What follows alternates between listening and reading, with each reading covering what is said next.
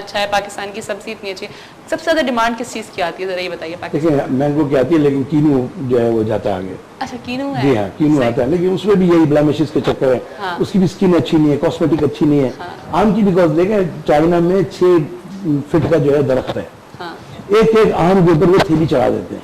अच्छा। ठीक है जी, आपका 40 फीट का दरख्त है। हाँ। 40 फीट में जब आप आम तोड़ते हैं, जो आपके अंदर से नीचे से गला हुआ आम निकलता है, वो हमारी किताब में सब मरा हुआ खराब है वो। हाँ। ठीक है, लेकिन आप कहते क्या फर्क पड़ता है, आम तो नीचे से गुटली के पास से क्या कहेंगे आप सवाल?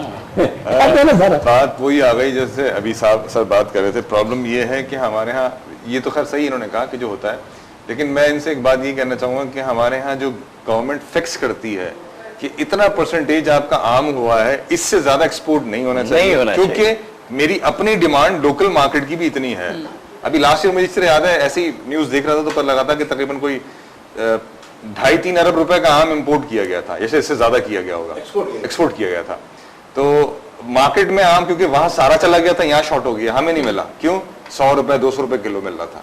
तो कहने का मतलब सिर्फ जिया का आई थिंक यही है। हाँ। कि जो चीज हमारे मुल्क की है तो ऐसी हो कि वो हमें भी अवेलेबल हो और हम भी खा सकें, हमारे लिए भी इजी टू एक्सेस हो ना। कि अभी भी आपने मेरी बात नहीं समझी कि आप बताएं कि 22 लाख टन आप उगाते हैं, 22 लाख टन और 2 लाख टन एक्सपोर्ट करते हैं, बाकी क्या परसेंटेज हुई? तो सब आपके पास ही आता है ना, 2% भी नहीं हुई। हाँ, तो आपके पास ही आता है ना, सब आप ही खाते हैं, लेकिन आप खाते इतना है, आप लोग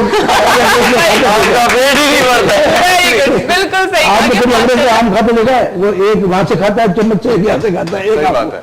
यहाँ हम थाले में बैठ गए 10-12 तो। हाँ, यहाँ पे तो जी आम हमारा तो फिर सिर्फ आम ही आम खा रहे हैं। आम तो फिर देखिए हम लोग खुशियाँ मनाने वाले लोग हैं ना, हम लोग ट्रेडिशन को वो ठीक है। तो मैंने कहा ना, मैंने पहले आपसे कहा कि आपकी डायनेमिक्स लोग गलत कहते हैं कि जी वो जितना आम आता है हमेशा देखें सरप्लस चीज ही बिक सकती है। वजह बताऊं, जब आपकी प्राइस बढ़ती जाती है तो इंटरनेशनल मार्केट में आपको औरों से भी मुकाबला करना पड़ता है। सही, ठीक है। तो अगर आपकी प्राइस ज्यादा होगी तो नहीं बिकेगी। ठीक है ना, तो ये भी एक हद होती है। अच्छा मुझे बताएं, सबसे ज्यादा आम पाकिस्तान में किस जगह का सबसे ज्यादा? पंजाब का आम कहते हैं बहुत अच्छा होता है। दुनिया में मैं जब बात करूंगा तो सिंधड़ी सबसे अच्छा है। अच्छा। मैं अपने खाने के लिए बात करूंगा, मैं अपने खाने के लिए अनवर होटल मुझे पता है, लेकिन चौसा जो है जिसकी प्रोडक्शन बहुत ज्यादा है और उसमें 3-4 है, काला है, मौसमी है, सफेद है। ठीक है ना। और जो प्राइस की बात है, आप याद देखें प्राइस किसी वक्त बिल्कुल नीचे होगी और अब वक्त के साथ साथ बढ़ेगा। मैंने आपको कहा कि ये सीजन वाइज आप कह रहे हैं कि प्राइस अभी बढ़ेगी, बहुत बढ़ेगी अब। ओहो भाई, ठीक है ना। तो यार अभी बात ये है कि हमें जो लोगों को अवेयरनेस देनी है, जो 40% हमारा जाया होता है वो ना हो ना बाग में। वो तो इंडस्ट्री को चला जाता है ना। 22 लाख टन में से अगर आपने 11 लाख टन भी नहीं, अगर 8-9 लाख टन भी फेंक दिया या किसी यूज में नहीं आया तो क्वांटिटी तो आधी हो गई ना। तो वो इस्तेमाल में उसका नुकसान ग्रोवर को भी होता है। ठीक है। कि वो कहता है मेरे पैसे नहीं बने, मेरी जमीन नहीं बनी, मैं आम छोड़ के गन्ने में चला जाऊं। तो वो ये नहीं करता कि वो अपनी ग्रोइंग प्रैक्टिस को अच्छा करे। आज जो ग्लोबल गैप सर्टिफिकेट हमारे पास बाग है, वो 250 रुपए किलो का आम बेच रहे हैं। ठीक है ना, जबकि आपको 50 रुपए का मिलता है। अब आप 250 रुपए खरीद सकते हैं? नहीं खरीद सकती ना। क्यों? कि वो ग्लोबल गैप सर्टिफाइड है। उस पर काम हो रहा है, उस पर पैसे लगे हुए हैं। जबकि मैं गवर्नमेंट को कहता हूं कि आप अभी ग्लोबल के सर्टिफिकेट्स के चक्कर में ना रहे। लेकिन जो इन्होंने बात की, हमारे यहाँ कोई कानून नहीं है। ना कोई कानून को फॉलो कर रहा होता है, कोई भी प्रॉब्लम है। बिल्कुल हमारे यहाँ तो मुश्किल ये है, हमारे यहाँ के इदारे हैं, TDAP है, हार्टिकल्चर बोर्ड है, ये सब नाम के बेचारे। अच्छा। हमारी एसोसिएशन है, ये सब नाम के, फेडरेशन है। क्यों? हमारे यहाँ तो जो एक आदमी ऊपर बैठा है ना, वो चाहता है सब कुछ मेरे कंट्रोल में हो। वो एक छोटी सी फाइल भी वो छोटे से डिपार्टमेंट में चले ना, वो भी मेरी परमिशन से चले कि अगर इसमें कुछ बन रहा है तो मैं अपना साथ किताब कर लूं। तो ये कल्चर जो है ना हमें लेके डूब गया है। और जब तक इदारों को आप देंगे नहीं, और जिन इदारों का काम है उन इदारों को नहीं देंगे, और ग्रॉस रूट लेवल पे आप चीजों को नहीं देंगे और आप सारे इख्तियार अपनी जगह रखेंगे, तो वो फिर चीजें निकलती नहीं है।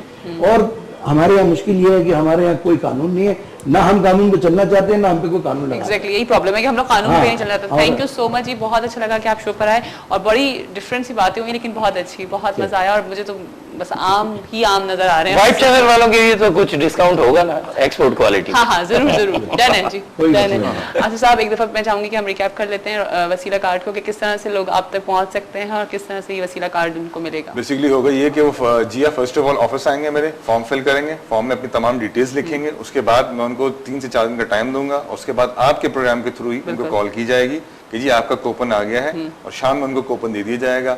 एक जो है मैंने आपको बताया था बड़ा डिपार्टमेंट स्टोर है जिनसे मैंने वो लिया हुआ कूपन, वहां जाके वो आप कूपन नाम नहीं लेंगे। मेंशन कर सकते? नहीं करना नहीं चाहता मैं। अच्छा ठीक है, ठीक है। तो कूपन दूंगा उनको मैं, वो कूपन ले जाके वो मेट्रो कैशन कह रही है, कोई फर्क हाँ, नहीं पड़ता वही ना, basically। बस। मेट्रो कैशन कह रही है, वहां का ठीक है। कूपन मेरे पास होगा, वो आप उनको देंगे, वो आपको एक बना बनाया पैक जो है हैम्पर पूरा का पूरा हाँ। सामान का वो आपको दे देंगे, वो आप अपना यूज कर सकते हैं। बिल्कुल, ये बहुत बड़ा काम है, बहुत नेक काम है जो हेल्पिंग हैंड ट्रस्ट वाले कर रहे हैं, और ये मेरे मॉर्निंग शो के थ्रू होगा।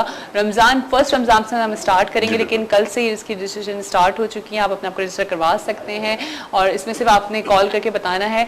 अगर हमें ऐसा फील होगा, थोड़ी सी हम वेरीफाई करेंगे इस चीज़ को कि अगर ऐसा लगेगा कि आपको वाकई ज़रूरत है तो ज़रूर, और ये सिर्फ रमज़ान के लिए नहीं है, पूरे साल का होगा।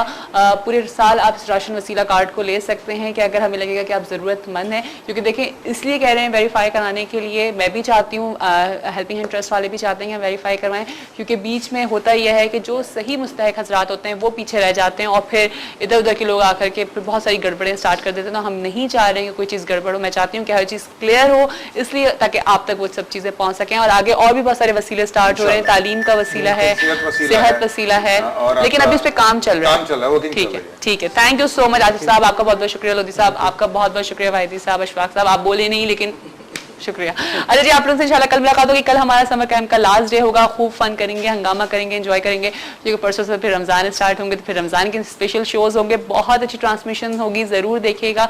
और लेकिन कल आपसे मुलाकात करूंगी नए टॉपिक के साथ, नई बातों के साथ, और बहुत अच्छे से मौसम के साथ। अपना बहुत सारा ख्याल रखिएगा। पाकिस्तान जिंदाबाद। जी अदान, आप गाना। अच्छा, हाँ, पाकिस्तान जिंदाबाद के बाद मेरा गाना आता है। बिल्कुल।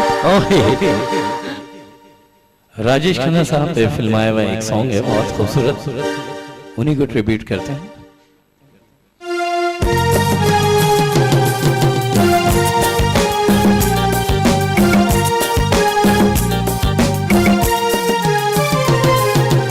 आते जाते खूबसूरत आवारा सड़कों पे, कभी कभी इत्तेफाक से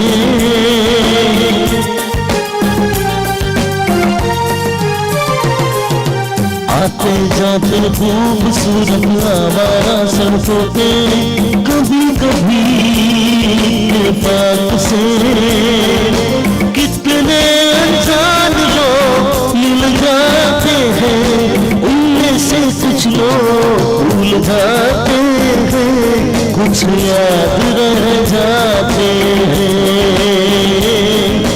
उनमें से कुछ लोग भूल जाते हैं, कुछ याद रह जाते हैं। आते जाते खूबसूरत आवारा सड़कों पे, कभी कभी इत्तेफाक से